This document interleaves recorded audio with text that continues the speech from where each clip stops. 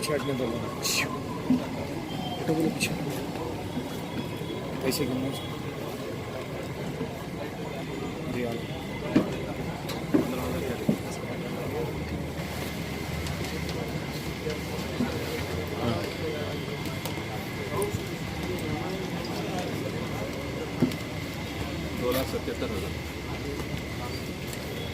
कट्टू कट मारना, कट्टू कट मारना।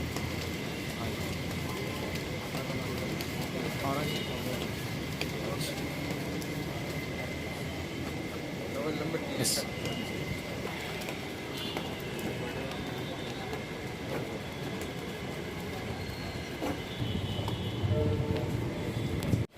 जोर से बोलो।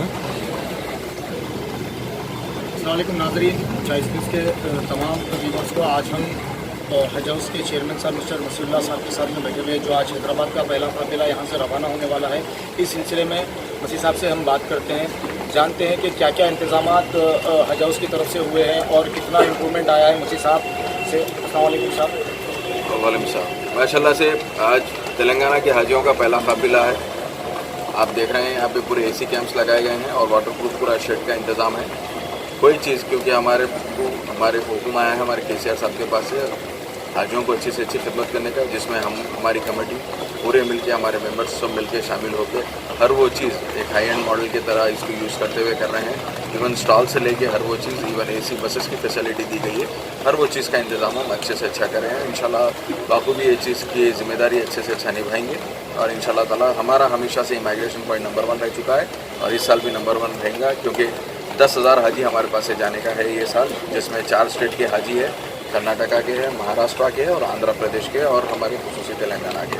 तो इंशाल्लाह ताला अच्छे से अच्छे इंतजाम है और इंशाल्लाह ये कैंप भी हमारा सक्सेसफुल रहेगा।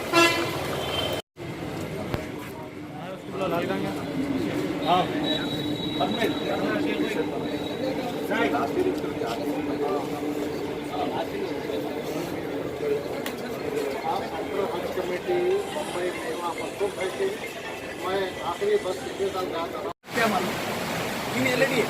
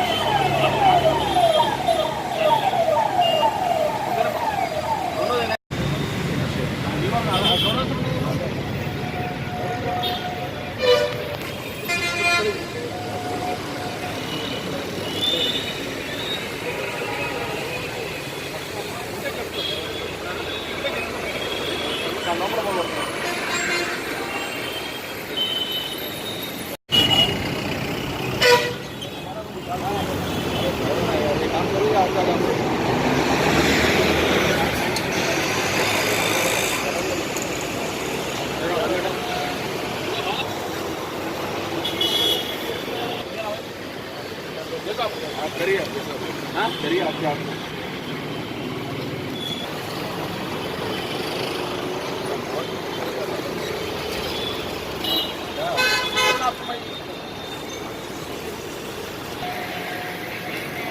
का नाजरीन की हैदराबाद ट्रैफिक पुलिस तरफ से और डीसीपी ट्रैफिक बाबूराव तरफ से सबको अस्सलाम वालेकुम।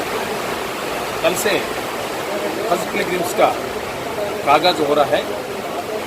इस सिलसिले में ट्रैफिक पुलिस तरफ से तीन शिफ्ट में बंदोबस्त का इंतज़ाम किया गया है। सुबह 8 बजे से लेकर 2 बजे तक, 2 बजे से लेकर 8 बजे तक, 8 बजे से लेकर सुबह 8 बजे तक इंतज़ाम किया गया है। और जितने भी हज अल्लाह का मेहमान बनकर जो आ रहे हैं उनका रिश्तेदारों के लिए, सबके लिए भी हैदराबाद ट्रैफिक पुलिस तरफ से पब्लिक गार्डन में पार्किंग का इंतज़ाम किया गया है। और हज हाउस का सामने ट्रैफिक प्रॉब्लम नहीं आने के लिए हम एयर पेट्रोल बंक से लेकर अपना हज हाउस बिल्डिंग तक पूरा टोटल वन वे कर दे रहे हैं।